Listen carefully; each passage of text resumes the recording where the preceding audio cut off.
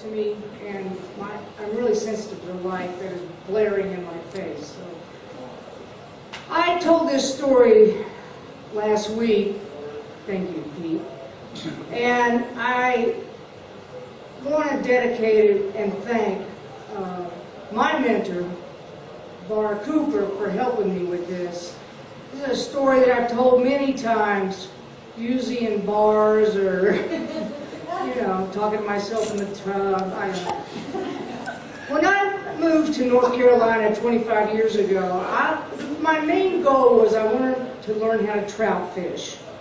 This was really important to me because trout are much smarter than bass. And I would go out fishing, I wouldn't catch a damn thing. And I was like, what's the deal? I mean, I don't even like bass and I can catch those. So I asked my friend Karen, who's a chiropractor here in town, and I asked her, do you know anybody that could teach me how to trout fish? And she said, yeah, I know this guy, Earl. Earl's a retired truck driver, and he's married with no kids. His wife is really nice. No indication about Earl, you know. And I said, well, will you introduce me to him? I don't want to just call him up and say, can you take me trout fishing? And she said, sure. So I met him one day in her office, and to know Earl was just talking about gifts. He had that physique of a truck driver with the belly that belted over his belt, and he was as country as they come. He was born and raised in Swain County and told me that story many, many times. But I fished with him probably for up to 10 years. I just enjoyed him, I respected him, and damn, he could fish. He could fish. And so so when I just forgot the line, I decided that I would, thank his wife, because she'd always been very kind to me, and she really was the nicest of the two. But Earl just had this burliness about him that, once you scraped away the stickers, he was a pretty nice guy, Well, not long after, we'd been fishing a while, and Karen said, how's it going with Earl? Oh, Earl's great,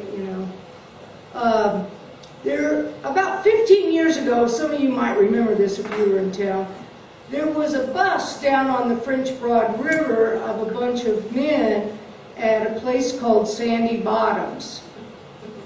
Anybody remember that lovely sight? Yeah, but anyway, it's not a visual you want to keep. But Earl came into Kieran's office one morning after this had hit the news, and WLOS at the time was big into puppy dog sweet stories, and they couldn't possibly do enough puppy dog stories to get over this Sandy Bottoms story that everybody in town was talking about, these men getting busted down there and having sex. Oh, God forbid, at a place where everybody goes to park. So Earl came into Kieran's office, and he is ranting and raving. He said, those faggots, they got exactly what they deserved, and, they just were down there doing those unnatural acts, and just raised at the top of his voice, which boomed. And Kieran had to come out of a treatment room and tell him to leave because he was so inappropriate in her office. And she called me that night, and she said, I don't know what I'm going to do with Earl. What can we do to get through to him? And I said, I don't have any idea.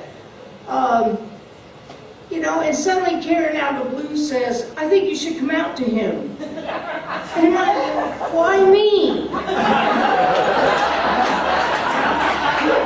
And she said, well, I'm not gay. I said, I know that. Why doesn't he already know that about me? And she said, I am convinced he doesn't think he knows anybody gay or lesbian. I thought, well, great, I have to be the sacrificial lamb. So I talked to my partner Maya later that night, and I said, well, what do you think? She goes, well, I think you should not tell him when you're out fishing somewhere. It would be too easy for him to dump your body. So I thought about it a little bit longer, thinking, what's going to be the advantage here? You know, this man owns more concealed weapons than I own dogs, and I have a lot of dogs.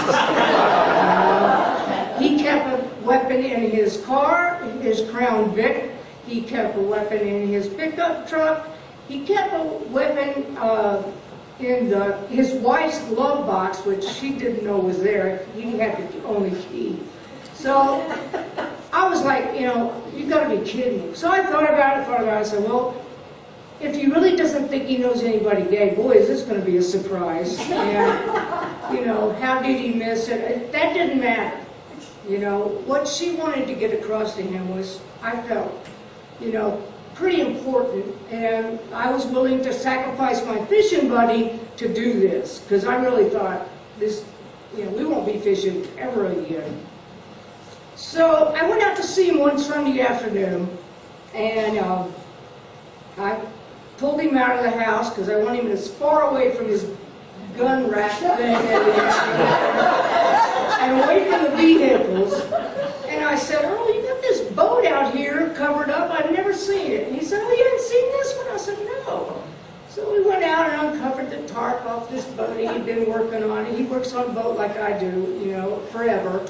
And he said, you know, isn't she a beauty? I said, yeah, she really is. She did nice work. You sanded it. The teeth looks good. I said, how come we never fished it? He said, oh, I don't think it floats. At least he was honest with me with that.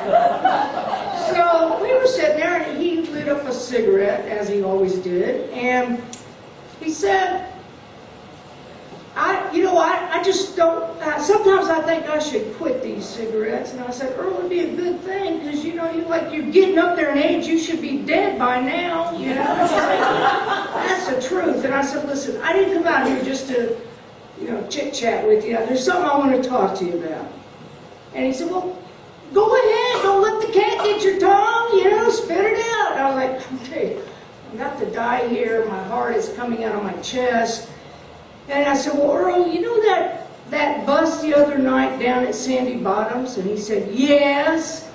And I said, well, Earl, that really, I don't want to tell you I think that was all right, but I think you need to understand that one of the reasons why Karen tossed you out of her office is because she deals with all kinds of people, and they're all welcome there, and I'm gay.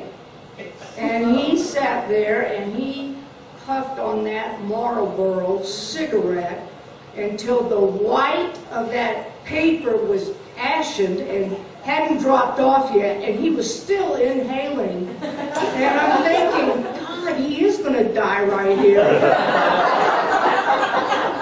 And finally he looks at me, he's looking at the ground, he's like got this point in the ground he's looking at, and I'm thinking, that's where he's going to put me. So, finally he says, you ain't. And I said, yes I am. And he got quiet, he lit another cigarette off that previous cigarette, sucked on that thing again, and I said, well, let me just tell you, oh my God, let me just tell you that, you know, when you say those things about those guys down on the river, you're talking about people like me. You're making a mass judgment, and that doesn't feel good to me. And if you want to give up our fishing dates, you know, oh, I'm sure I didn't use the word dates, that part. But if you want to stop fishing with me, I totally understand. It's okay, you know. Well, he said, well, I didn't know. And I said, I know you didn't know. He said, well, I was raised in a different time. I said, well, Earl, I was too. I mean, it's not like when I was raised up, you know, when you met somebody, you just told them, hey, how are you? I'm gay. You know, you just didn't do that. And so he said, well, I'll think about it. So I ran to my car because I thought, he's going to the house. So this was in the fall. In the fall and winter, we don't fish. And I thought, well, we'll just see. I don't think, I've already written him off. I don't think he's going to call me to go fishing. So come spring, no calls yet. Karen asked me, hey, you heard from Earl? No. She said, well, maybe he'll call you. You don't know. I said, yeah, I don't know. So, one pretty Saturday morning, the phone rings. And I say, hello. And he said, guess who? You want to go fishing? I said, I sure do. We never talked about it again. He gave me the catch of the day that day, because I didn't catch any fish. He had a beautiful brown. And paid for everything. He said, you know, we're friends. I said, yes, sir, we are. And that was it. I was so grateful. Thank you.